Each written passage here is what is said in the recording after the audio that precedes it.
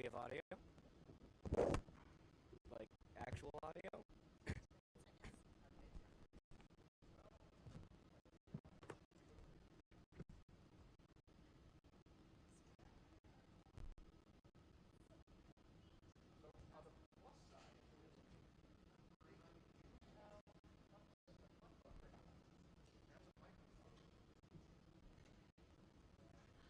Okay, it's not very good, but we have audio. Guys, this is massive. It's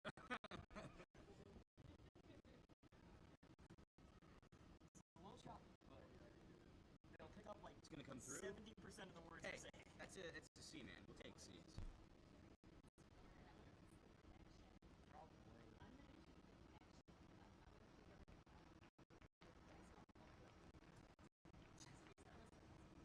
On Devils, but good job to seal them off and try and get in transition quickly. Perjak sends it down the right side. Puck goes all the way around. Now ASU pops out with it. Good defense from GCU so far. Perjak now regains ever so briefly. Again, similar trend to last night where we saw at the beginning of these periods, neither team really established possession early on. And neither team has done that here tonight. No real clear offensive zone possessions, just a lot of throwing the puck back and forth here. Goose takes it to Went, throws a hit on the Lopes before GCU regains possession deep on their own side. Perjak getting in there, sending it back to the Grand Canyon stable. In terms of passing, it feels like GCU is just a little bit more compact and tight with their passing in between teammates. And it feels like they've been able to get out of their zone cleaner, which is such a big part of this game, getting over the blue lines and winning those neutral zone battles. That's where the game is won, in those key areas right at the blue lines, and turnovers cannot be afforded there. Went takes a big hit from the Lopes. Sun Devil down in the neutral zone briefly. GCU unable to regain possession. It's back to Morgan. Morgan on the right side. Takes it up deep on the right. Here comes Sesa. And we've seen some early physicality here. A bit of a crosstown rivalry as well. These schools separated by just about 20 minutes, not much at all. And they're going to see each other a lot this year. And I imagine as the season continues, these games will only get more and more heated between the two sides. And you talk about these preseason defeats that the Sun Devil team has to sit with and try and gain some redemption from. And on this season as a whole, right, ASU 2-2, GCU kicking off their season. So I'm sure that Arizona State doesn't want to give them an easy layup win. And you never want to give those, especially to the teams that are in your own state. These are kind of these rivalries that ASU has with U of A, obviously, but then GCU and NAU, these in-state rivalries, especially at this club level of hockey, have never been bigger in the Valley. Tallis back in for ASU. Interception nearly. What are you telling your squad? Just take it one step at a time. Keep climbing that ladder and trying to get more shots on goal here. I mean, at this point, you're looking for quantity over quality and just trying to mount some type of pressure. All it takes is one to go through, and that's what they need here in the late frames of the first. GCU occupying the Sun Devil side. ASU able to get it out. Grand Canyon regains. Lopes desperately trying to occupy, but can't make it happen. Here goes Dadame. Deep on the left side. He has one Sun Devil with him. Goose over and out. What a performance from Rosenberg. Capitalizing on the moment. Right place, right time, and Easton, a right goal. Badame doing a great job there, kind of just throwing the puck to the front, but that's where you want it to be, right? Gets a skip right to the stick of Joseph Rosenberg, and he made no mistake, wires that one right past the air of Anderson Stark. And it's the vision to make those moments happen, right? Seizing that offensive opportunity. GCU yet to position themselves as such in this first period. And GCU needing to find a response here is, although it's only 2-0 and there's plenty of time for them to come back, they need to establish some type of offensive firepower here and find their way back into this one. Tallis to Sesa. Now another shot. Thurman under pressure, under fire. He might get burned. Back to Tallis. Tallis takes it to the left side. ASU unrelenting in their offensive approach here. And in the game of momentum, the ice feels like it is starting to tilt in ASU's favor as the puck is down there for what seems like most of the time now as we are in the final 6 minutes of the first period. Face off again in the Lopes side of the ice. GCU gaining possession on the left side, but Sun Devils collapsing in. Talus now regains. Great job by Talus there to hold that one at the blue line. No offsides, but GCU is able to get it out. It's a commendable effort from Talus to try and one-man band his way through 2 or 3 of that Lopes squadron, but able to get some sticks in and buys another pause in the action. Another offensive zone draw late in this period as GCU needs to find a way to get this out of their zone for what will likely need to be a permanent thing for the rest of this period, and trying to control this last 5 minutes will be huge for them and clawing their way back into this one. Jockeying for control here in this face-off. ASU comes up with the puck. Rosenberg doesn't know where it is. Freeman, Talus in on the action, but the Lopes find themselves in charge. Now GCU coming down ASU territory. Big shot. And immediately losing possession. I don't like that move from GCU, Easton. Just trying to send that one in deep and establish the offensive zone, but a lack of an F1, a first forechecker there for them, and that's an easy clearance for the Sun Devils. Back over to Winters. Sun Devils, though, take a shot. Herdjack getting it behind the net. GCU just unable to effectively implement themselves in the first 16 minutes of this first period. And it just looks a little sloppy, right? It's just kind of bouncing the puck in their own end, trying to establish some type of breakout here, but still haven't really been able to find themselves yet. Good moves from Wendt. Lopes do have that possession, now taking it up to 15. Firth charging down the right side. Shot on Frink. And the Sun Devils just ride Grand Canyon into the boards. And a nice move by Firth there, but clipped up high there on the play. Taking a helmet off and then getting leveled. That was Dylan Wendt on the hit there, trying to make the second move. So things starting to heat up in the late moments of the first period here. Herdjack eating a lot of that offensive firepower. The dome pops off for him, but when you think about it, still a successful defensive moment for ASU. Yeah, and a good save there by Frink there to just kind of shut that one out. Not too challenging for him. Defense did a good job at keeping that chance to a minimal threat. Nice stick by Johnson for GCU, but ASU charging up the right side. Tremoroli going in, double coverage, takes Tremoroli down. Little bit of a shoulder check there from 81 on to 16 of the GCU team. And a great job by Tyler Tremoroli there, keeping his feet moving through the middle of the ice and just walking right into the threatening area for GCU. And GCU forced to drag him down, and they'll head to the box for it. Now an interesting opportunity for ASU to extend this lead to 3 tonight.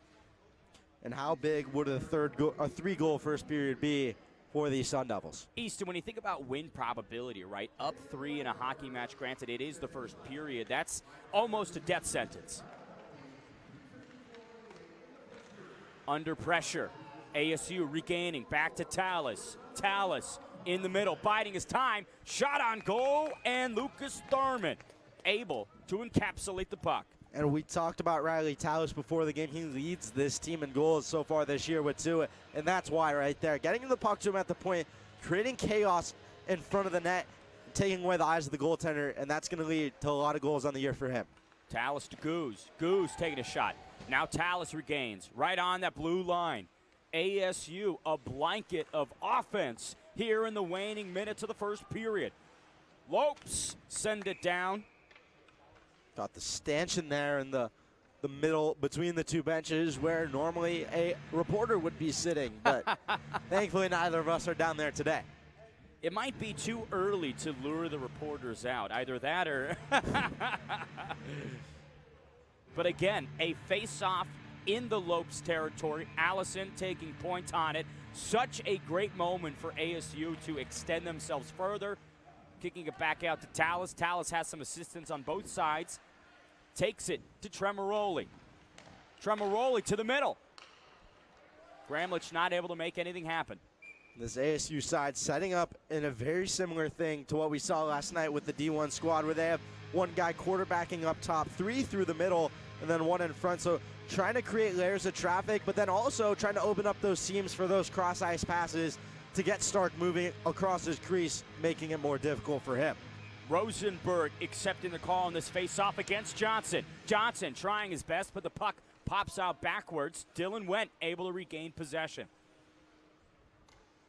Wendt taking his time, allowing for some substitutions to take place.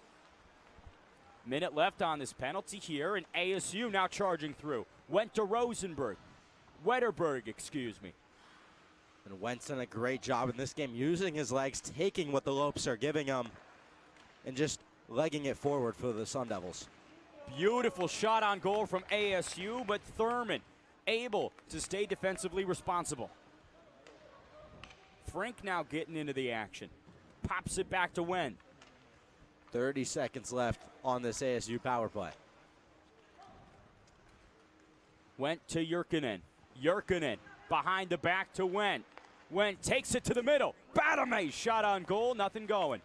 And while that doesn't end in a goal for the Sun Devils, that's exactly the type of look they're looking for there, is those high-quality chances. And even if they don't score in these last 10 seconds of the power play, that's still a momentum builder for them going into the intermission.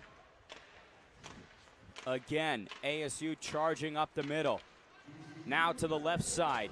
Jyrkkönen creeping up towards the net, but Lopes applying some defensive pressure. GCU now back to full strength as well, as they'll look to mount an attack of their own 5-on-5. Good opportunity here for Lopes. Catching the Sun Devils. Puck gets away from him. Another icing there, unable to connect, and it feels like maybe still waking up in this early morning matchup for GCU, as they've been unable to connect and what seems like communicate with each other so far through this one. No real passing culture has been established. Absolutely. And once again, a face-off in Grand Canyon zone. Fireman accepting the call against Keselski. And it's just nonstop pressure. I mean, you think about Grand Canyon in this moment, Easton, they're trying to dig themselves out of a hole that is perpetually filling as Thurman brings another one down. And it feels like the hole's only getting deeper and deeper. Although the Sun Devils haven't scored again, it just feels like everything is going their way right now. And now, obviously, in the first period, you're not going to see exhaustion, fatigue really impact these athletes all that much. But when you think about how to accelerate somebody's stamina being depleted, it's putting pressure just like this. And while we talk about fatigue, I mean, this Sun Devil D3 team played a hockey game last night in Peoria. Quick turnaround this morning for them, so that might have some effects on the late stages of this game, as their legs might run out a little quicker than normal. Fornwald to Little. Now Fornwald charging up the middle. Long distance shot, easily defended by Frink. Rosenberg taking it up the right side, no help. Doesn't need it, here comes 86. Another goal for the Sun Devils. And that's just about as easy of a goal as you're gonna get. Real team effort there. I mean, it started with Rosenberg, who was trying to make a move and he kind of fumbled it, but there to pick up his slack is his team, and a rebound chance ends up in the back of the net for the Sun Devils. Lucas Thurman is simply one man, and when you have 3 attacks coming at all different angles, eventually one of them is going to get in. And once you get to those second, third chance efforts, that's when you have to lean on your defense to pick up sticks in front, get pucks out of the middle, and take away those dangerous opportunities that lead to those goals. Hogg able to get it into Lopes' control, but the situation continues to go from bad to worse. 60 seconds remain in the first period, and Grand Canyon trails by 3. Now Campbell jockeying the Lopez in the back. Grand Canyon trying to take control, but again, no real cohesion in their efforts. Just 45 seconds remaining here before the first intermission. Little bit of urgency from Grand Canyon. Allison takes it into the center. Oh, big hit on Lucas Thurman, who exits the net only to find himself face planted onto the ice. So goaltender interference call coming for that. We saw some physicality on the goalie last night, but we'll see it here once more as heading to the box is Cade Gramlich, 2 for goaltender interference with just 27 seconds remaining in the first frame. Now this is the opportunity that Grand Canyon has been needing this entire first period. Sun Devils down a body. Can the Lopes capitalize in the 11th hour of the first period? And they won't have a ton of time here in the first period, but a minute and a half will carry over to the second. So maybe some X's and O's will be pointed at in the intermission. Mistake by GCU. Winters able to repair it. Sends it to the center. 19 now takes a crack, but puck just cannot stay in the possession of the Lopes. And it almost seems like they're gripping the stick a little too tight. First game of the year for them. They had some exhibitions as time runs out in the first period, but still trying to find their footing in their first official game of the year. A seriously wasted opportunity in the final 30 seconds for Grand Canyon University. Just not able to pass effectively, keep the puck within themselves. And for ASU Easton, this first period couldn't have gone better. And if you look at the difference in body language, it tells the whole story. ASU off the ice already. And if you look over at the GCU bench, it needs to turn around. I'm sure their coach will have some words for them in the locker room as they look to turn this one around, trailing by 3. Second period up next here from the Mullet Arena in Tempe, Arizona. We'll be back after a short break.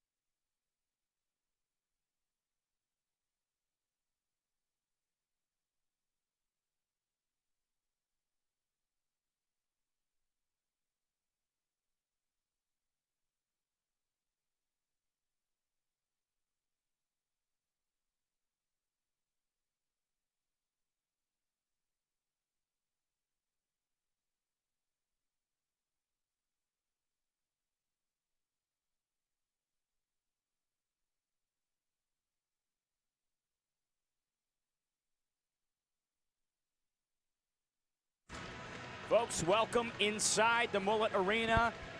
AZ leads 3-0 as we kick off the second period. Ben Davis here, Easton Stockford beside me. And what does Grand Canyon need to do to reassert themselves in this game? Well, it all starts right on this power play here. Minute 34 of power play time for them to start this period. And to put it simply, they need to capitalize and get back in this game trailing by 3. Lopes skating out to the right side. Winters handing it off to Witt. Witt takes it down deep. Sun Devils easily evade and kick it out. And you mentioned Winters' name briefly there. Ethan Winters and Tyler Matei, both returners on this team and led the team in points last year under. Terrible move from the Lopes, and what a capitalization from the Sun Devils. Another goal to turn the tables on the power play. What a move by 16 that was. Excellent vision, Easton, and beautiful offense from Allison. And something that just can't happen on the power play in your own defensive zone. Can't cough up a puck in that dangerous of an area. And Allison, no mistakes there. Perfect shot into that top right corner, and you can't fault Anderson Stark too much for that one. Minute left for this power play. Can the Lopes try again to regain momentum? Good capture there from 14. Stasica gets it down. Lopes with the possession. Trying to take it down the right side, but under pressure from Fireman.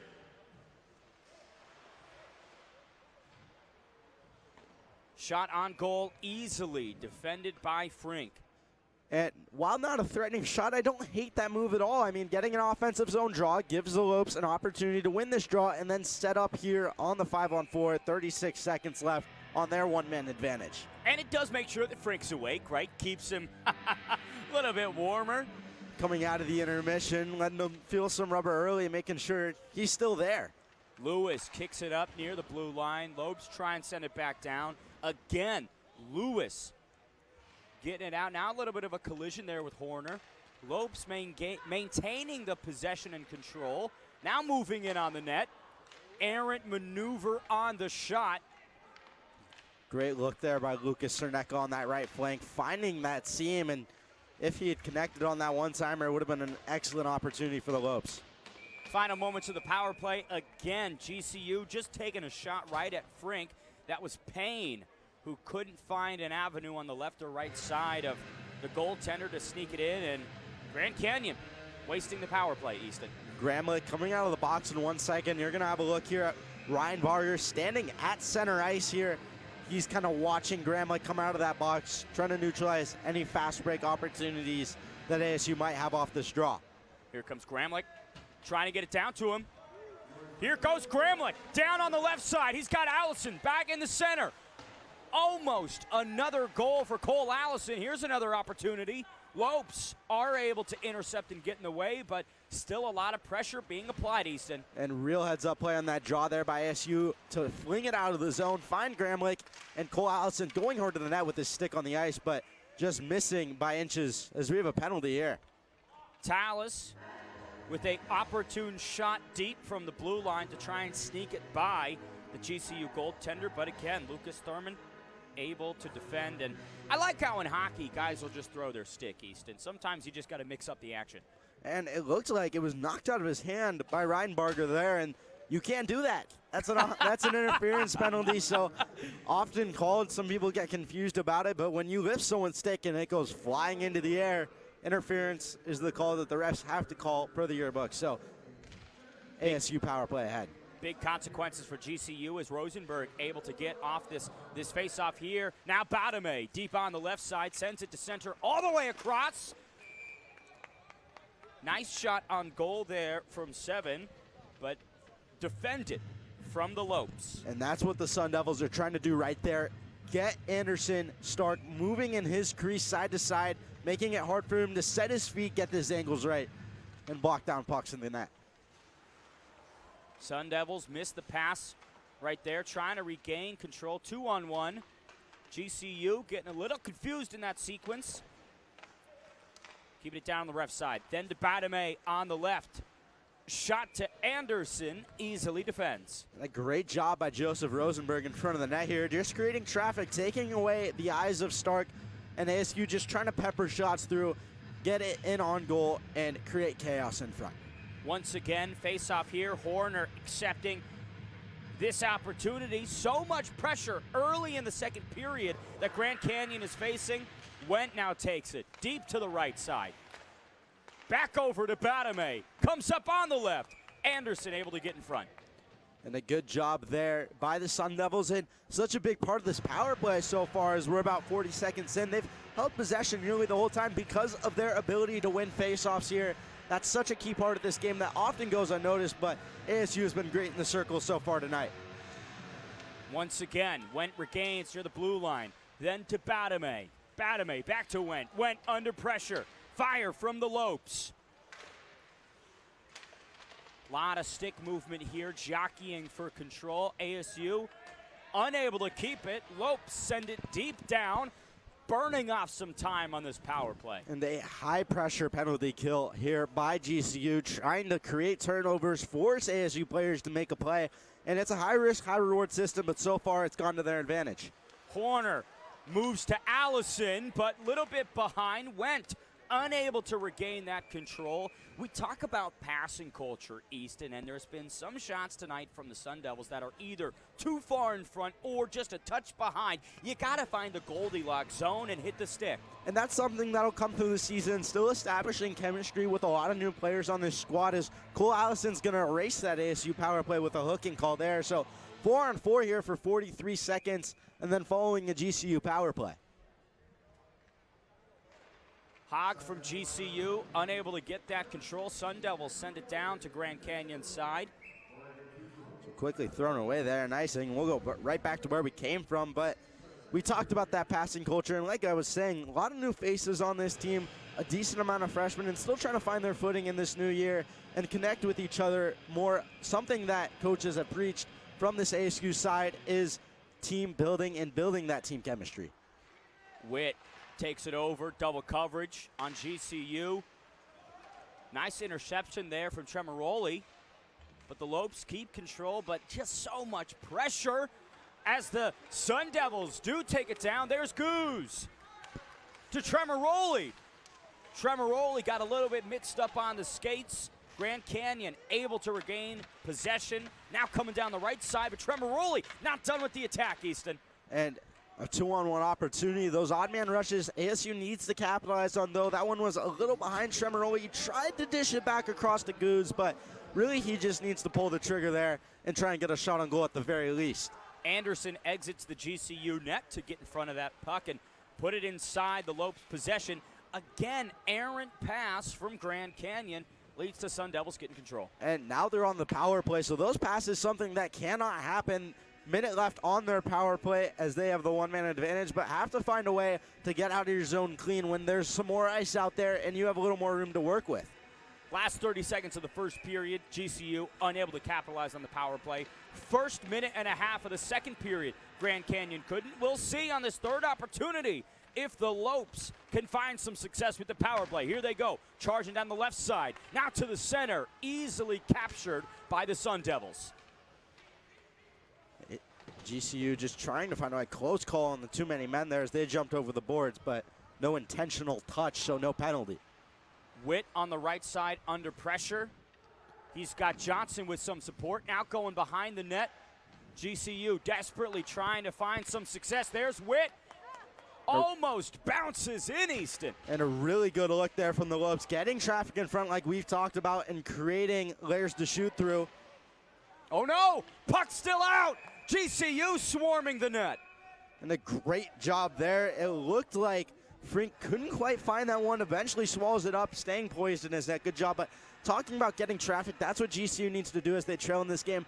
They're down 4. They need this first goal to be an ugly one. It needs to be a rebound. Go to the dirty areas of the ice and find a way to put one in the back of the net. And it does feel like some life is entering this Grand Canyon squad, right? They've had a lot of success in this last minute. 16 seconds still left on the power play. GCU deep in Sun Devil territory. Now behind the net they go.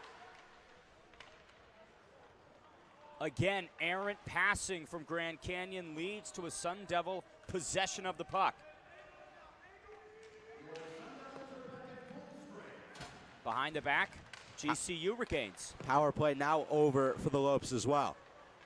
Uh-oh. Sun Devils take possession deep on GCU territory. Grand Canyon able to get in the way, and a reversal. Here goes Kieselski. Beautiful defense from Frink. Good job by Frink there to stay with it, and a great job by Kieselski as well to change the angle on that shot. Kieselski right in front of Frink, trying to occupy that lane and make traffic like you were talking about, Easton, but GCU unable to position. Now there's a collision. Kieselski goes down. And we have a penalty here. It looked like Frink might have given a couple shots there to Kieselski in front of the or Kislecki, I believe it is. Kislecki is going to go for 2, and I think we're going to have offsetting penalties here as Noah Stasnia heads to the box as well. Wow. And we talked about the keys to victory for ASU at the beginning of this game. Staying out of the penalty box was such a big emphasis from that squad. Yet Easton, in this midway portion of the second period, we see them frequently occupying that penalty box. And luckily this time they get offsetting penalties, so we'll be 4-on-4 here as Kislecki heads to the box, and Tallis there, one of those key defensemen, will be out for 2 minutes as well. Sun Devil passing. Now taking it to the center. Gramlich back in business. Gramlich over to the left side, and GCU intercepts. And 4-on-4 hockey, the key to success will be possession for both sides here. Stasica trying to apply some pressure. Gramlich again as well, getting into the fray. Grand Canyon pushed up against the boards, but still trying to jockey for control of the puck. Really good job by Cole Allison there to seal his guy off. Waiting for that center support, but came late. Campbell kicks it back over to Payne. Now back to Campbell. Entering in, Sun Devils take it. Gramlich, left side, has possession. 2 men with him. Now over to the Goose. Went takes it. Big shot from Went. GCU gets in the way. GCU doing a good job sticking man on man here. Both sides 1 man down. Going to be important that everybody sticks with a guy here and make sure no one's lost as there's a chance in front. Excellent passing pattern from Went to Gramlich on the offense. Real good assault, just no results, Easton. And those little plays, while they don't lead to goals, it's still momentum builders like we talked about, trying to snowball that momentum into something bigger as ASU looks to grow this 4-goal lead. Face-off in Lopes territory. Not at all what Grand Canyon wants. Horner swings around the side. GCU tracing up the right pattern of the ice. Went able to defend. Nice shot from GCU. It's this possession of the puck that is constantly plaguing the Grand Canyon University squad. They just can't get it together, Easton. They can't establish the offensive zone here, and that's really been their downfall thus far. Pressure from Horner. Horner getting engaged. Now an opportunity for Allison again. Almost another goal for Cole Allison. And what a job by Horner on that forecheck, and oh my, what a move by Allison, opening up those hips, dragging that to the middle, and almost what would have been a highlight reel goal for him. GCU trying to make Dylan Went pay. They do regain possession behind Anderson. Kicking it out. Oh, another interception from Horner. Great shift he's having on the forecheck here. Tallis and Kislecki now both out of the box, and we're back to 5-on-5. It's about winning maybe moments, not entire sequences. And for the last couple minutes, Horner has been a monster at creating moments for the Sun Devils, Easton. And it's about turning moments into momentum. So Horner doing a great job, but now it's really on the rest of his squad and this second line out to build on that and continue to grow the pressure that ASU has been mounting. Again, puck bounces off. Deep on the left stretch. Here's Wetterberg.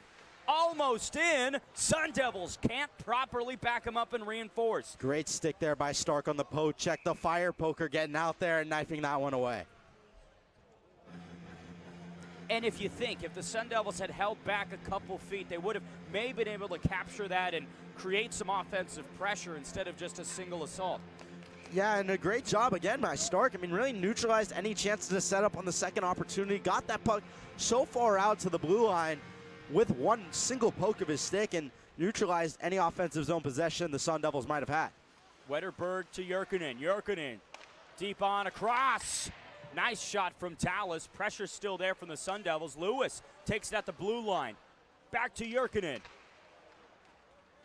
It is just control that we're seeing from the Sun Devils when they create their offensive systems. And those blue liners been absolute staples in the offensive zone, really holding in this pressure here and keeping the puck in at the blue line so well. Sessica keeping some pressure on Stark. Anderson Stark moving back and forth, trying to gain vision on the puck. There it goes, deep on the side, back to Lewis. Really good job just creating different options by the Sun Devils, opening up the whole ice with all 5 guys being available to whoever has the puck. Great passing pattern here from GCU. Strong entry to the assault. Again, though, nobody home for the Lopes. Sun Devils capitalize on the errant maneuver. It's DeLulo, goes high. DeLulo had some help there on his left and right, a 3-on-2 chance, but kind of a wasted opportunity there, just throwing it over the net instead of maybe curling up, looking for those options that were there to support him. Tallis taking to Rosenberg. Now back to Tallis. Tallis speeds his way through the Lopes defenders, pops it up, gives the Sun Devil squad time to converge in the offensive zone. And that also allows for both him and his D partner to get off a change here on the opposite side. So long change can't be caught out there on those long shifts. That'll wear you down, especially coming off a game last night. And it really is impressive how aggressive this squad is playing despite going through an entire match just yesterday evening. And it seems like they've only gotten better as this game's gone on. They've looked phenomenal here in this second period, especially in these middle stages, as the puck has been down in the GCU end for almost the entirety of it. 9 minutes and 15 seconds to go in the second period. Gramlich coming into the center. GCU intercepting. ASU does pick it up. Stasica meets the boards, not before he can send it to the center. Great entry here from the Lopes. Can GCU find a goal? They cannot. Great defense once again from 32. It's Frank. Frank with a phenomenal save on Firth there. Spread eagle, stretching that right pad all the way out and getting to that right post for a huge save on the breakaway. Lopes creating some time for a substitution. Almost an opportunity again being created for GCU.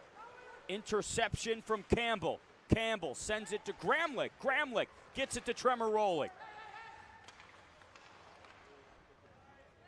The icing here is the Sun Devil couldn't get a stick to it. And again, another offensive zone draw. And we've seen the Sun Devils be so dominant in their offensive zone in the face-off circle, which has allowed them to set up, leading to their success. So we'll see what they have in store on this face-off. I like the piercing patterns that GCU has been able to create in the last couple minutes, but Easton, does it matter if it's not creating any results on the board? At this point in the game, I think so. Normally, I would say no because, like we've talked about so much, turning moments into momentum in this one. But when you're down 4, you need to start scoring, and you need to start scoring quickly if you're GCU.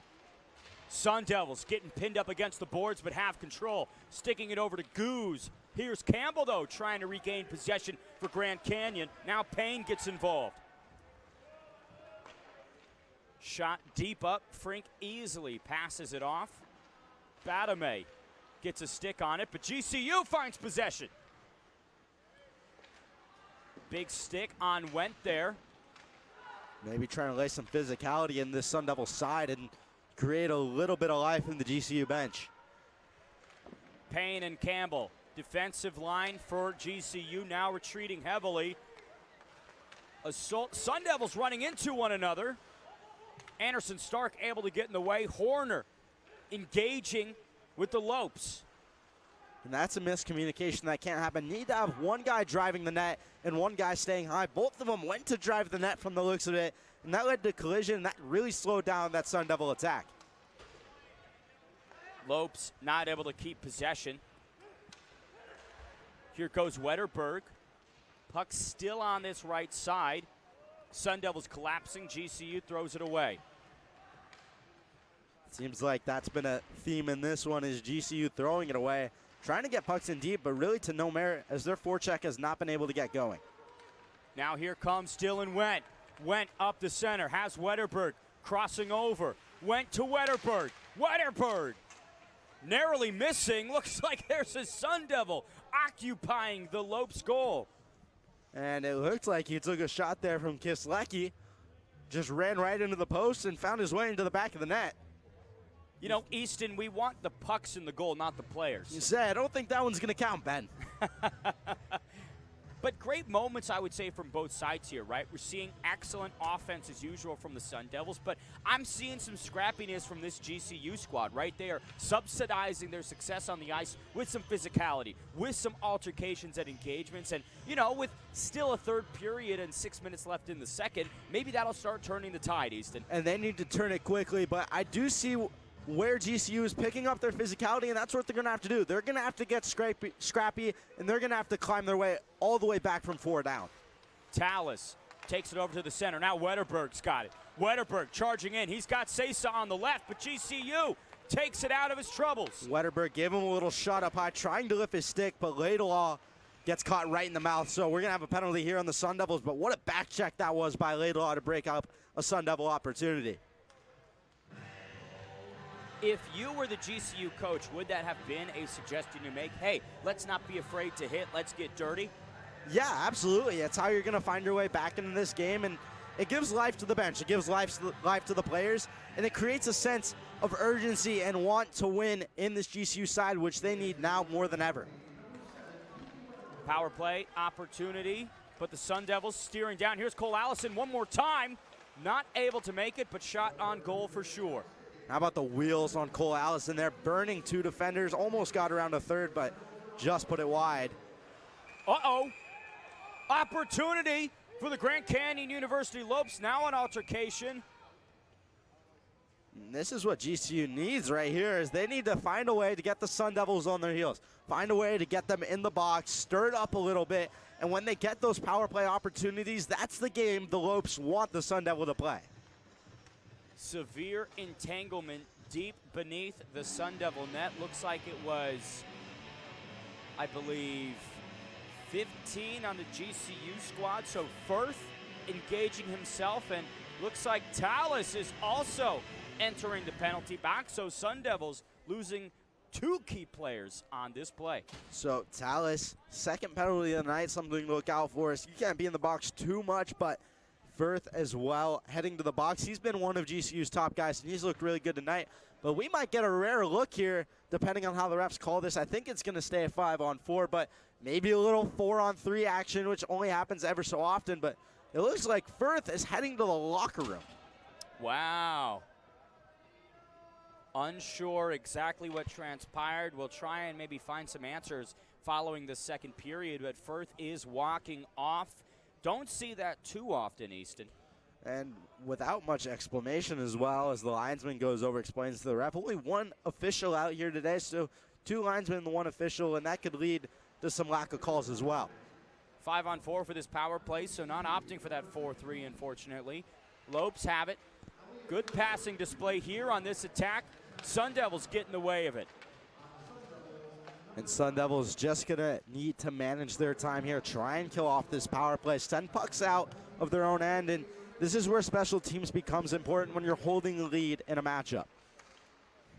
Nice move from the Lopes, getting some pressure deep on the left side. Sun Devils congregating in front of Frink. Lopes unable to create space and scoring opportunities. Not opening up a ton of options either. They had 2 bodies in front as there's the chance, but a lot of traffic in front. They had 3 bodies in front at one point, which, while that creates chaos in front of Alex Frink, it doesn't really give the man with the puck too many options to move it. Fireman taking that assignment. Lopes again failed to pass effectively. 40 seconds left in this power play. 5 minutes left in the period as well, as it feels like if GCU is going to make a move, they need to do so now. It seems like they just cannot pass the puck to save their lives. Every time they have an opportunity, they're shooting way far ahead or way too behind. GCU leaps up and catches it. There's Payne now coming into the pocket. Great defensive play there by Payne. Johnson shot high on Frink, sails over the net. Back to Payne. 5 seconds left on the power play. Opportunity right there for GCU, and it expires. Gramlich charging down the left. And a 2-on-1 chance there for Gramlich, but it just jumps off his stick, and neutralizing that chance is Payne. He's had a real solid defensive shift. Went, takes a shot from the blue. Stark didn't have control of the puck, but GCU luckily able to spin it out back to the Sun Devil territory. GCU beating out icing here as they'll look to set up and keep the pressure on that they had going from the power play. Puck coming up deep on the left. Gramlich accepting the pressure. He's got a man behind him. Went takes it. Is there any thought in the Sun Devil squad, Easton, that you're up 4? Should you just try and maintain control and play more defensive? Absolutely. You still want the puck down in the GCU end as much as possible. As the puck is golden here, you need offensive zone time because GCU can't score in their own end. Tremaroli, Allison again. Puck goes quite high. That'll be an offensive zone draw for the Sun Devils, and we'll see if they can maintain that possession that they had there, but also try and chew this clock down. Now it's just a matter of time, and the clock's going to go down slowly for the Sun Devils and ever so quickly for the Lopes as they trail by 4. Big substitution. Horner kicks it out to Lewis. Lewis on deep left takes a shot. Stark able to grasp it. And that's what ASU needs right now, just getting shots from the point, creating opportunities. If they get another goal, great, but not necessary here as they already have quite the cushion. Horner again entering this face-off against Kozelski.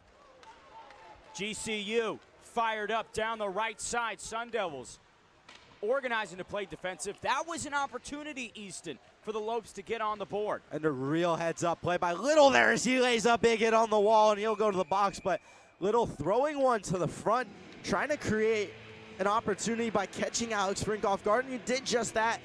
But a man on the back door wasn't there to tap it in. But ASU now heading to a power play. And if you're ASU, what would be the best way to execute this power play? Is it, again, aggressive, put more pressure, or keep control and just maintain for 2 minutes and burn time? Absolutely keep control. You take your opportunities where you get them. Take what GCU gives you, but don't necessarily take unnecessary risks, as passing the puck around the outside here isn't exactly the worst option up for with 3 minutes left in the period. It's a low-risk, low-reward scenario for the Sun Devils, but we'll see how they decide to play it. Johnson gets it south for GCU, but again, Sun Devils find control. Badame deep on this left spot. Back to Went at the blue line. Went searching for teammates, gets it over to the right, crosses quite far. Now back to Went. Nice shot, but immediately into a GCU defender. Now some opportunity close to the net. Lopes with good defense intuition on that one, Easton. Couple big block shots there, and GCU keeping the lead to what it is now at 4. But a great job by the Sun Devils there, just being patient, taking what's there for them, taking the open ice, and not trying to force anything through the middle. GCU unable to get that puck deep onto Sun Devil territory. Horner jockeying. Now Badame getting involved. Went captures it on the back, sends it deep onto the right. And GCU, another thing to look out for, those partial clears are great, but they need to get it all the way down. Those penalty killers could get trapped out there, but good glove there by Anderson Stark, and that'll allow them to get a change now. Horner, John with some of the GCU Lopes. Looks like a little bit of shoulder checking. Now some words being exchanged. And we're going to see these two teams go at it all year long. Crosstown rivals, they'll be seeing a lot of each other this year, and there will be a lot more words to be exchanged as the season continues. Horner spent so much time, John, at the GCU squad, he almost didn't get off the ice, Easton. Now the Lopes send it down, but Tallis captures it on the defense. Sends it over to Tremaroli. Lopes, nice effort from them here, but again, Sun Devils with an offensive moment. Allison in the middle, Gramlich behind him. Now over to Allison. Lopes getting involved with the sticks. Again, though, ASU keeping control, Easton. A good job by this GCU penalty kill so far, keeping everything to the outside, which I'm sure the Sun Devils don't mind at this point in the game. Big shot from Tallis. Sneaks just a bit behind the net, unable to get in, but Sun Devils still have control, still keeping the pressure on, and still tiring this GCU squad. Back to Tallis. Tallis kicks it to Tremaroli. Tremaroli drifts up to the blue line, sends it deep left, back to Tremoroli, and it's in! What a score from the Sun Devils squad. 5-0 start in the final minute of this second period. Perfectly executed there. A little give and go between Gramick and Tremoroli. That Notre Dame connection that we talked about. Tremoroli just dishing it down low to Gramick, and he finds his former teammate in the high slot. And what a shot that was from Tremoroli, right over the left shoulder of Anderson Stark. And you painted that play so well earlier in today's game, sending someone deep to the net and then boom right back to the center. GCU just cannot respond, unable to effectively find answers so far, and with trailing at this amount, I mean, they're going to need a Herculean effort to balance this board. And that's what ASU has done such a great job of, is moving bodies, keeping their feet moving, making it hard for the GCU defenders to track them down. A lot of collision here on the left side. Lopes do have possession. Campbell kicks it up to Kieselski. Kieselski under pressure, under fire. Sun Devils come out with it. GCU, though, not afraid to engage. And Ben, with this being a 5-0 game and almost to the point where GCU needs an absolute miracle to come back, this could be a point, Ben, where they just start hitting guys and they just start throwing their weight around, trying to make sure that ASU knows they are still in a game here at Mullet Arena. At some point, right, when you go from plan A to plan B all the way through to plan Z, it's just injure the opposing team as much as possible, maybe. Face off here in the GCU zone. GCU unable to have extreme possession. Stasica can't get the puck. They kick it down to the Sun Devil side. 20 seconds remaining in the second period. And another offensive zone draw for ASU as this whole period has gone their way. And the puck has been down in their offensive zone for what feels like 12 to 15 minutes of this frame. They've had no ability to offensively engage, even with some of the power plays they've had this period. It is, like you said, been all pressure on Grand Canyon University. And what a flip it was from that first game. ASU did lead in shots, but a 5-2 win for GCU, as that one split just wide, but a 5-2 win for GCU in their first meet. So I'm wondering what the difference is, in systems, what the coaches had to fix from that first meeting to now, and why we are at a 5-0 lead for the Sun Devils in this moment. Fireman to Rosenberg, and the second period concludes. The dominance is being sustained from this Sun Devils squad, and the Lopes just not able to provide an answer. Ahead of this third period, Easton, what would your suggestion be to both teams? Sun Devils need to keep their foot on their gas. They can't get caught sleeping here. This game is not over, as though it is a huge moment, or a huge comeback needed for GCU. They have to keep their foot on the gas and keep going. And GCU, you need to take this one shift, one pass, one play at a time, and just try and start and claw your way back into this one. Here's the Cronkite Plus stream schedule coming up for the next several weeks. We've got D2 Club Hockey against GCU later tonight. October 17th, Men's Club Soccer against GCU. On the 19th, it's D2 Club Hockey again, taking on LMU. And then on the same day, D3 steps onto the ice for another matchup against LMU. October 26th, it's Women's Club Soccer versus Northern Arizona University. November 1st, D3 Club Hockey versus NAU. November 8th, Men's Club Soccer versus Grand Canyon. Then on November 21st, D3 Club Hockey takes on Air Force. We'll be back here after a short break for the final period of this matchup between the Sun Devils and the Lopes.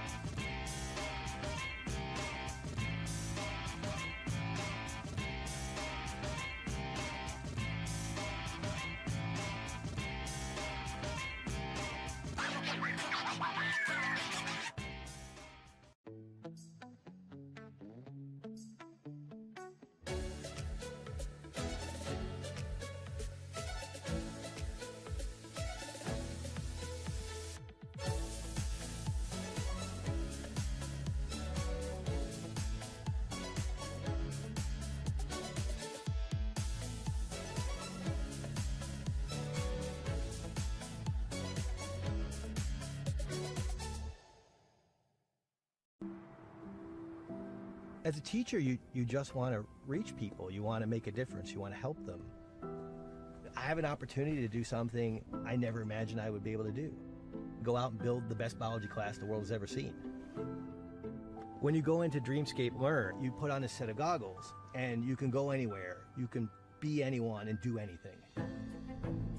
The thing about Arizona State University is they're always thinking about what's next. We can create virtual reality experiences so that you can learn by exploring in a virtual world the way that scientists explore in the real world. And kids can feel that. All these emotions are what help the brain encode information. When I see a student come out of VR, the look on their face is nothing like I've ever seen when I finish a lecture. They look so happy to be there. In that moment, you know that you've reached them.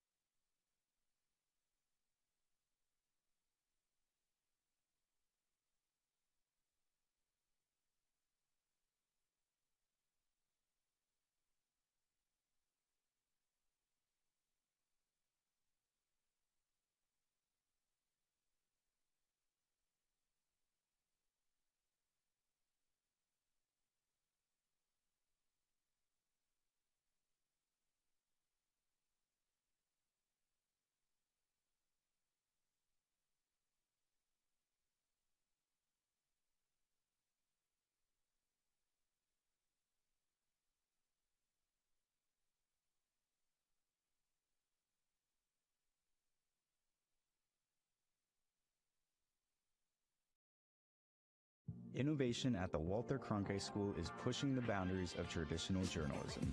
Storytelling has evolved over the years. This is part of that evolution. Students in the Innovation and Entrepreneurship Lab are using emerging technology to create scenes in augmented and virtual reality, coding playable games, and bringing the audience into the story. They're only limited by their imagination and their willingness to learn. Find out more at cronkite.asu.edu. Here at the Walter Cronkite School, students produce award-winning content that focuses on health disparities in underserved communities and how to turn things around. In Cronkite News and Cronkite Noticias, students cover stories that affect people of color, the LGBTQ+ community, people with disabilities, and others across the Southwest. We highlight big problems that are often overlooked in communities that are underserved. Those stories not only inform and educate people about the challenges, but we work hard to highlight potential solutions. In the Cronkite Agency, students work to connect with community members through social media campaigns in English and Spanish. Being a Hispanic myself, it's nice to be able to give back to my own community.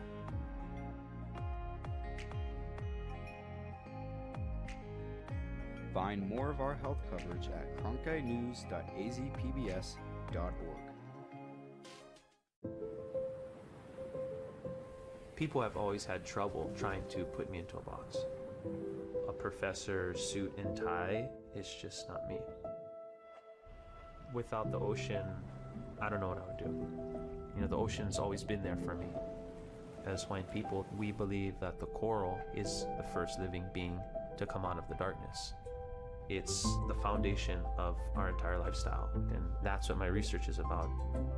What we do is we take photographs of the reef over long periods of time to create models that can tell us what the planet is doing. If we go deaf to what the Earth is telling us, then we'll never be able to live in harmony. If I can get my students excited about protecting the ocean, then they're the ones who are gonna really make the difference. I hope my students realize that I'm not trying to prepare them for something in the distant future. Their time is now at Arizona State University. When I was younger, there were no engineers around me, so I had to become my own role model. At ASU, I wasn't just learning to be an engineer, I was actually engineering. And graduating, I already had real-world jobs lined up. Before ASU, my goal was to be a strong, confident woman. And when I left, I became a strong, confident engineer. I grew up in a small border town, and water was really important to us. Without enough water, we can't farm, we can't eat, we can't live. And the way we're doing it right now, straight up doesn't have a future. I went to ASU because this is a place where you solve problems. With vertical farming, we can grow the same amount of food with 95% less water than traditional farming. The work I'm doing at ASU is changing the way I look at the world.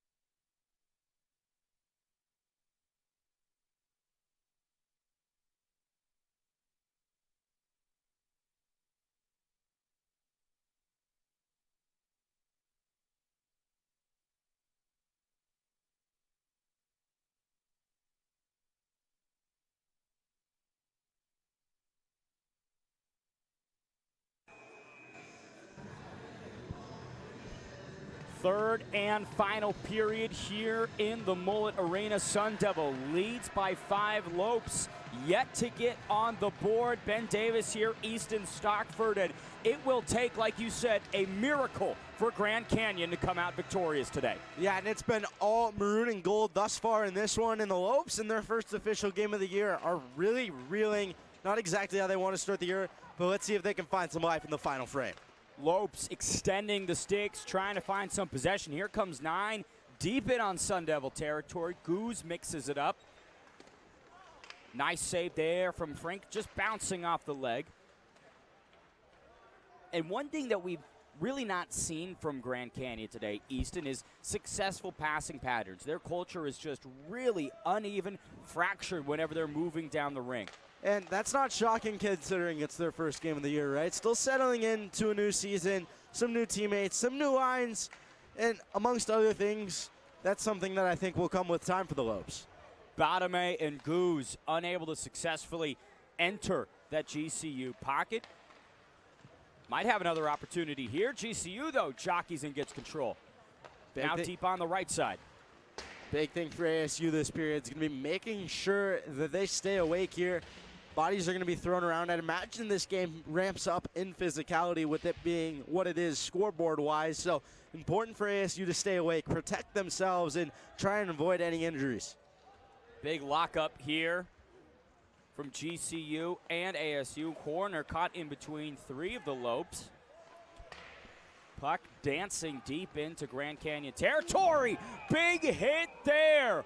What a demolition play from the Sun Devil. Believe Wetterberg just iced the Lopes. And Wetterberg is going to have a 10-minute misconduct here, so he will be in the box for 10 minutes. We also got word, I believe it was Firth in the first period of play, who got a 10-minute misconduct. They said roughing 2 and a 10-minute misconduct for him, so he will be returning to the ice in this third period as well after he serves his 10 minutes. And it was an odd move from Firth, who just exited the rink and walked backstage as opposed to a penalty box or hopping back in, but good clarification from the scorekeepers. GCU now deep in Sun Devil territory. Great pass there. Back to 5, shot in on Frink. Goes wide. I'm not sure if I'm wrong here, but there's only 1 man in the box for the Sun Devils, so maybe just 2 minutes for head contact given there to Wetterberg. Lopes unable to execute offensively. Sun Devils arranging themselves in a defensive formation, but Grand Canyon maintaining control. There's Payne. Bounces it over to Winters. Nice shot there from Grand Canyon as the Lopes bite back. What a shot it was by Ladlau.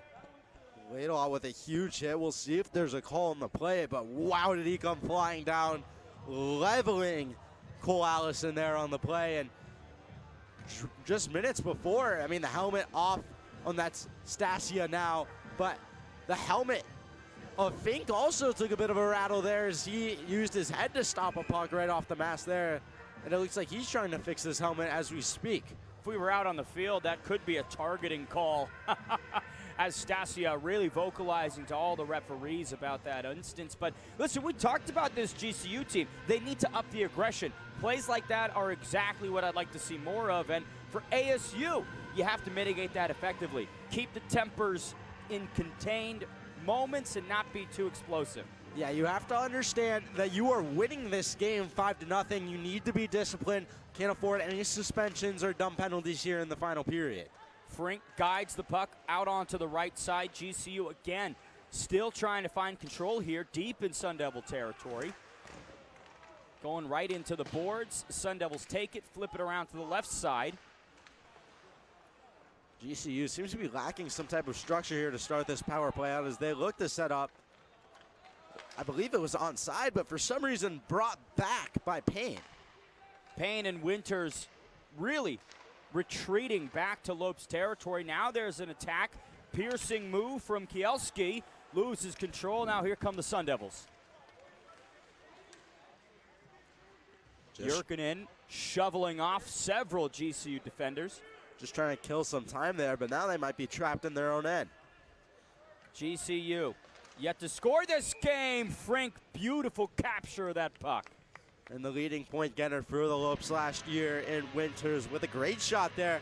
Just where you want to place it, right between the glove and that pad there. A tough spot for Frink to make a save, but he does an excellent job to extend the glove and snatch that one.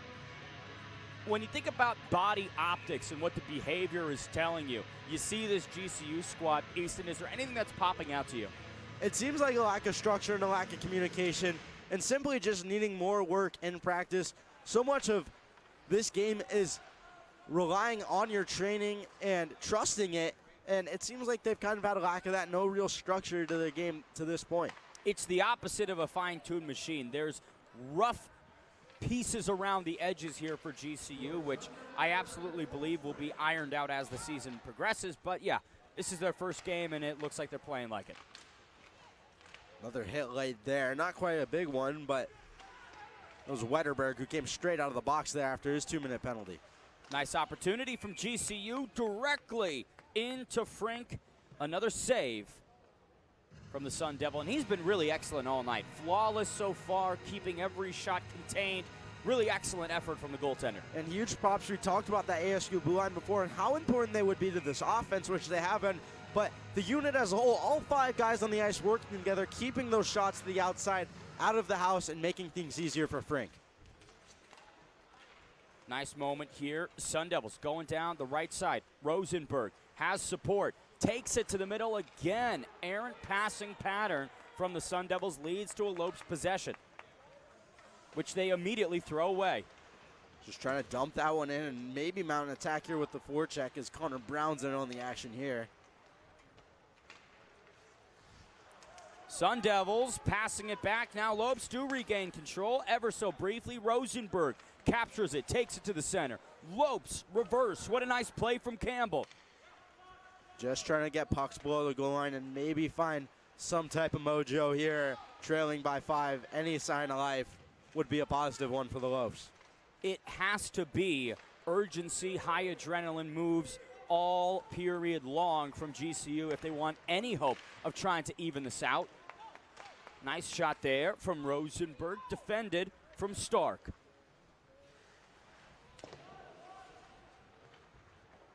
Again, Lopes dumping it in, going for a change, so no forecheck for them as they can't establish possession, but icing waved off here.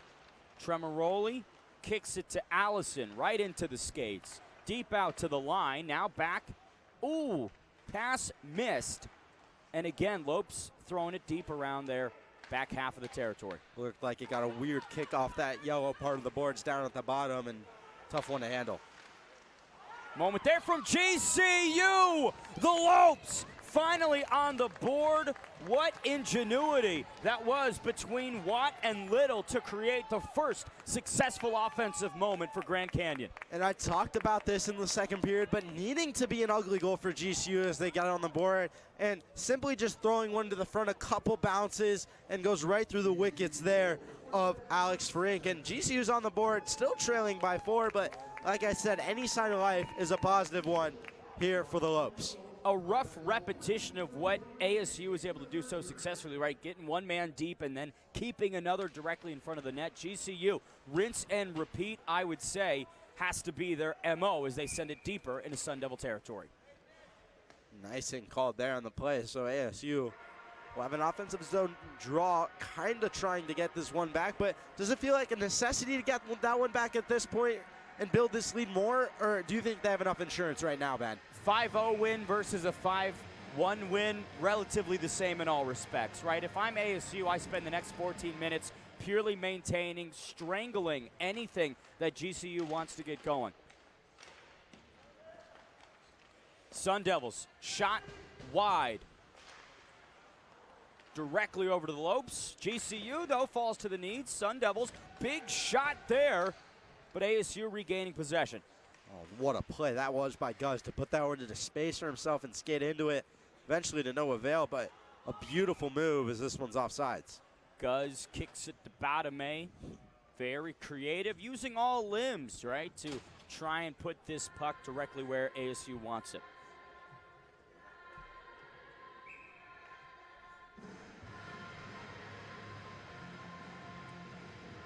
Sun Devils and GCU, just under 14 minutes to go. Grand Canyon will have to create 5 more successful offensive sequences if they want to lopside this and find a win. What a win it would be if they're able to do that. And even if they can wrench this one into overtime and find a way to squeak a point out of it, it would be an impressive effort. Sun Devils applying pressure. Looks like Anderson Stark's water bottle caught some airtime after that. Another offensive zone draw for the Sun Devils, which is where they've been able to establish most of their possession up until this point. Jurkinen not able to get that face off. GCU has possession, sends it deep down the left side. Puck bouncing over the middle. Great support there by Cisa, staying high in that F3 position, creating that defensive layer. Lopes, though, finding a moment. GCU almost had it by Frink. Frink was able to get his face in front of it. Really good angling there by Frink, cutting down any amount of room that GCU might have had there, and a big save there to shut down a little bit of GCU momentum that seems to be building. Sun Devils creating a little bit of offensive pressure. Big retreat here as they send it directly into the Lopes. Now here's a bit of speed. Nice move across the center. Big shot on Frink. Frink gets in front of it. And there's no Grand Canyon attacker to try and capitalize on that rebound. But a great play by Connor Brown there, wearing number 12 for GCU, cutting to the middle, putting it into space for himself, and just trying to get a puck on goal. Creates a rebound opportunity, and no second effort, but nonetheless a great play by him. Excellent from Kieselski, getting involved, double coverage on Rosenberg to steal that possession. Big shot, nothing going, but I like the tenacity, Easton. Feels like GCU is coming alive in this third period. And Fink giving some shots. He's going to go to the box here as he gave a little blocker right to the head there, Kieselski, and he's going to get a roughing call. So any of the players on the ice for ASU will be able to serve that penalty, but Frink not happy where Kieselski was standing right on top of him in his crease. And honestly, look, if you're the Lopes right now, you want to frustrate and irritate Frink. You want to get him emotionally moved, because then he might make a mistake, Easton. Trying to create a lapse in focus in Frink here, and maybe they'll look to do some more here, standing right on top of him yet again on this power play. We'll see what the man advantage brings for GCU. DeLulo stepping inside the box for ASU. Jurkinen accepting the face-off against Firth. Great job on that draw there, as that was Cole Allison on the clearance, but what a job for him to come through, beat his guy, and just send it all the way down. Exactly what your coach is going to teach you in practice there. Allison's been such a standout weapon. Now look at this, Sun Devil, pressure, deep in, and another goal. What a day that Cole Allison is having.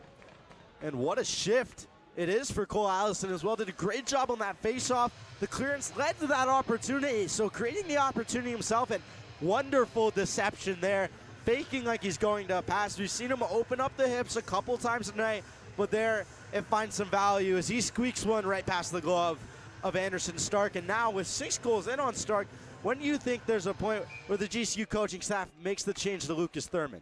You might want to do that as soon as possible, because who knows when another ASU opportunity could arise as they're occupying and slowly making their way into the neutral space. Another thing to note, ASU's second short-handed goal of the night as well. Nice stick there from Tallis to bring the GCU attacker down.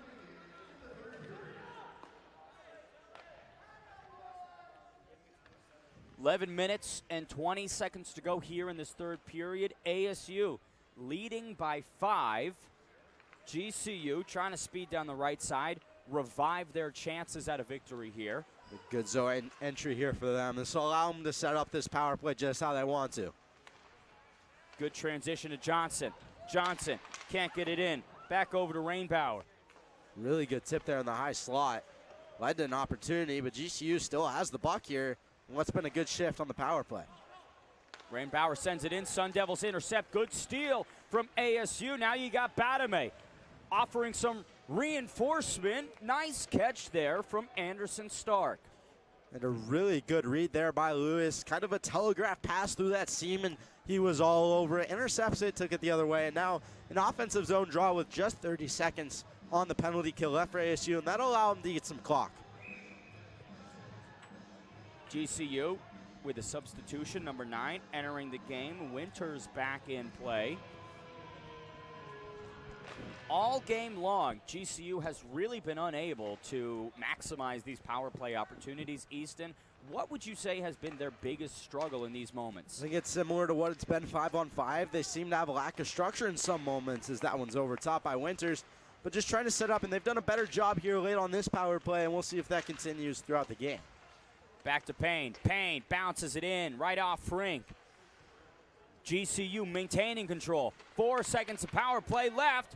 Puck nearly skeetering into the net, but GCU unable to capitalize. ASU back to full strength as well now, as the man advantage is over for GCU. Payne popping it up, keeping it down south of the ASU net. But again, you can just see the confusion. GCU not really sure how to organize themselves in a cohesive way to effectively create offensive moments. And moments ago, I noticed it myself. I don't know if anyone watching the stream noticed it, but 4 guys in a line right around the bottom of the circles for GCU. And that's just a line of nothing. You need maybe 2 or 3 guys in a line to create some chaos, but having 4 guys in one layer is not what you want to see. GCU, opportunity. No reinforcement. Sun Devils all over it. Really good save there by Alex Frink, actually sliding away from the puck, stretching that leg out, and somehow got a glove to it for what could have been a dangerous chance with him going in the opposite direction. But like you talked about, Easton, you're losing a lot of your forwards to that blue line, and you just aren't creating an offensive structure that has extreme reinforcement. We've talked about this all night. It might be the second or third shot that sneaks through, but if you're only able to create one, Frink's going to be all over it all night long. And it's a game of triangles. You want to create triangles all over the ice to set up offensively. Man, Frink, reflexes, speed, all over that one. Kind of a tough one from him as well. A little bit of chaos and traffic in front of him, but tracks that one through it. And a good job by him to glove another one down. Just over 9 minutes to go. It is seeming like an eventuality that the Sun Devils will be victorious tonight and even out their record so far against GCU. Wow, tough luck for GCU, bouncing off the net. It was a beautiful pass and shot from Haig, but unable to get it in. Nice shot from Haig. And there's that physicality we're talking about as Wetterberg looks to give it back, but Reinbacher with a great shot on that last chance for GCU. Right along the ice, creates that rebound, and it looked like Haig's shot might have been blocked just a little by the knob of the stick, so a bit of luck there involved for Alex Frink. Nice work here from Went to Tallis. Tallis sends it down deep left. 8.5 left to go. GCU trying to sprint and gain possession. Nice job by Lewis again there to make a read and come over and support there, shutting down what could have been a GCU 2-on-1. Jurkunen interrupting and disrupting. Campbell for GCU takes it, sends it deep to Winters. Winters shoots it into Sun Devil territory, buying time for a Grand Canyon substitution.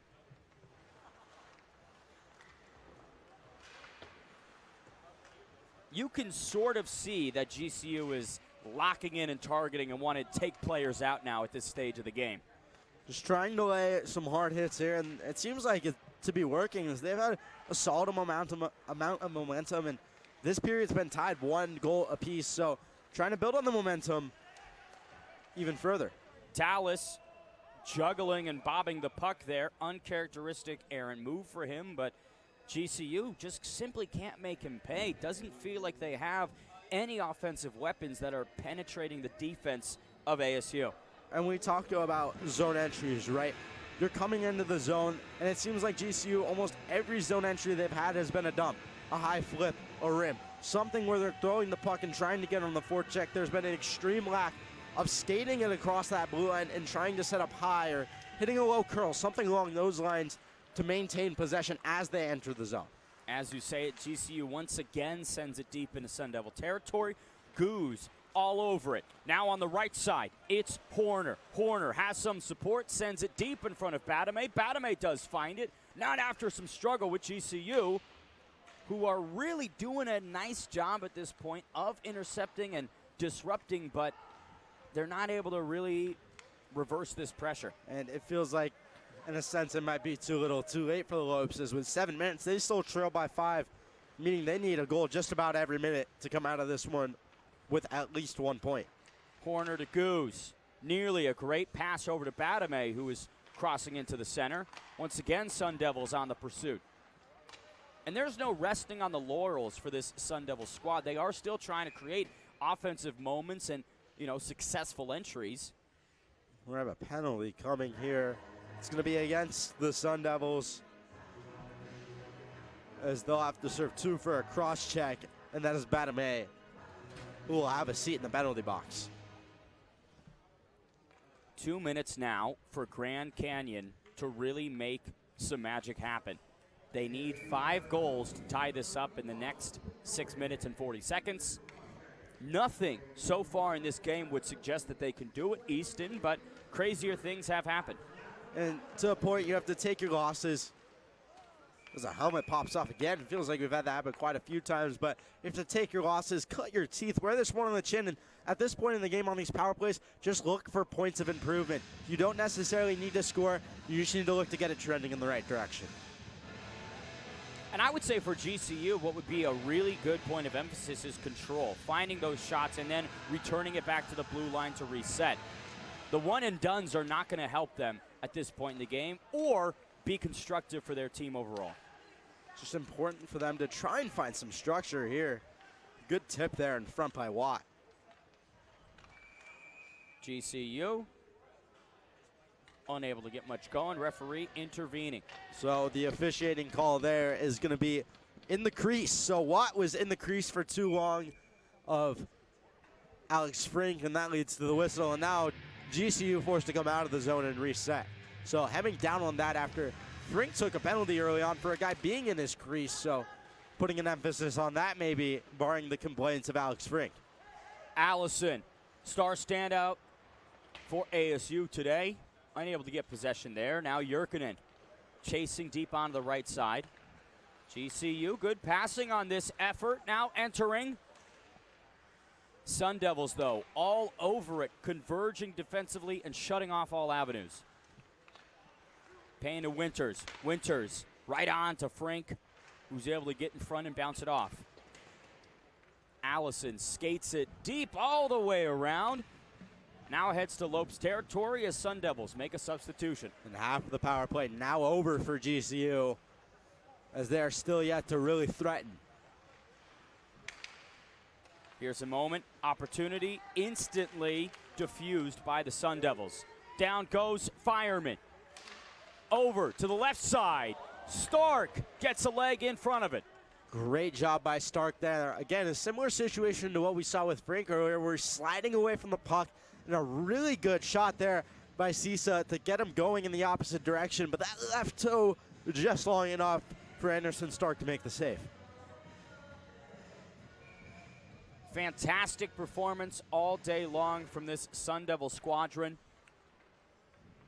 I would say checking a lot of boxes. Passing has been a bit shaky at times, but you can't be too displeased with this game today, Easton. Definitely not. Your coach heading in the locker room after this one. You're never going to complain about a loss of 4 or more goals, especially this early on in the year.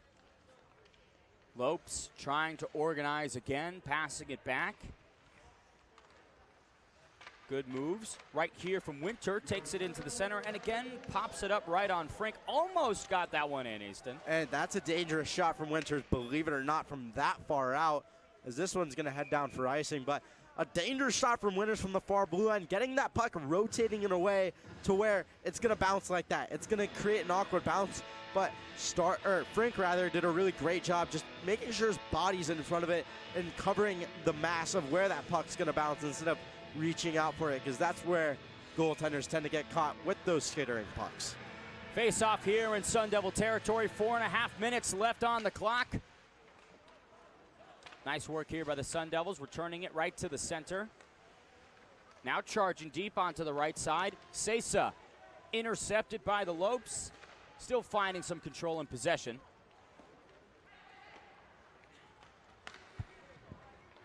Now GCU charging down the right side. No support in a meaningful manner. Everybody gets plugged up into the walls. French just going to tie up. It just looked like a little bit of people getting caught up in each other there, and nothing too serious as Dylan went to good tumble alongside two Lopes, but he'll have a chuckle with the linesman about it. Face off here, another opportunity for Grand Canyon University. Kieslecki up there in front has been one of the GCU weapons today. That's been most frequent. Again, though, Sun Devils take it.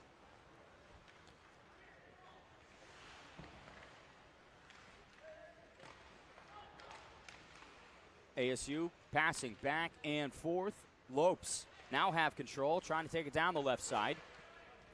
Great pressure from the Sun Devils. Lopes still staying aggressive, still staying strong, want that puck. Great forecheck there by Connor Brown. Caused the Sun Devil to cough with the puck and creates a quick chance for the Lopes that was quickly erased. Rosenberg to went back to Rosenberg. Nothing going. Lopes sneak in and steal the puck. Good attack from Dylan Went. Some good support there through the middle forward coming back to support that play with Went stepping up. Gramlich over. Rosenberg almost had a shot on goal, but that puck nearly met the ceiling. And a good deflection there, getting sticks in there for GCU, and with 3 minutes left trailing by 5, it's just, at this point, like I said, cutting your losses. Face-off here in Grand Canyon territory. In all likelihood, the Sun Devil squad finds their third victory, evening out to a 3-2 record, so pretty good start through 5 games for the Sun Devils. And a lot of close games as well. 2 of those, 1 win, 1 loss, both coming in a shootout. So really participating in some nail biters so far early in this year, but this one was really no contest. And that's what you would want to see from a group, right? When they start out with close games and then get to the point where they're pulling away from squads, that's an indication that practice is paying off. And when you're in those close games, it's a great experience to have this early in the season, finding those games with adversity where you have to come back 2 goals or you have to find a way to win in a shootout, and that's where teams grow and that's how they become better. Sun Devils take it, crossing over to the middle. Nice entry on Stark again. He does block it. Again, Gramlich and Tremoroli have been everywhere tonight. A phenomenal drop pass there, springing the chance for Tremoroli from Cade Gramlich and almost leading to a goal. Sun Devils still have pressure that they are applying. Not a great pass there. ASU trying to pick it up. Again, though, that defensive line from ASU is so clean, so omnipresent, Easton. There's really no way for GCU to break this offensive structure. And a lot runs through that blue line as well. It's kind of a bailout here. They're able to hold pucks in very well, hemming GCU in their zone, and always an option for forwards down low as well. Stark moving all around this net, finding himself treading water as the Lopes hand him a rescue vest as they take it down to Sun Devil territory. Campbell taking it out. Nice shot. Frink able to get in the way. Nice block there by Tallis, but a missed opportunity for GCU as they had 2 guys wide open in the high slot and just couldn't find either of them as that one skipped out to the point. Grand Canyon now sending shots in the final 90 seconds of this game, just trying to make anything happen at any range. Sun Devils, though, here's Cole Allison once again getting involved.